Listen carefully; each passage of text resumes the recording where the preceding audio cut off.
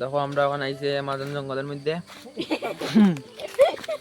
এই দেখো পাটনা কলের লই আইছি আমাজন জঙ্গলের মধ্যে। একটা দুইটা তিনটা চারটা আমি পাঁচটা। আমরা শিকারি করি। তো কথা হইলো ওখান দিকে যাইরাম এখন খাওয়ানটা হইলো আমাদের ফান পাতাইছে বান্দর বার দেখি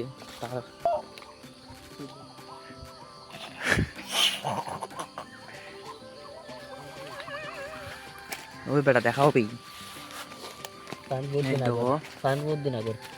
বহুত দিন আগর এই জামদার মেকার মানে শিকারি।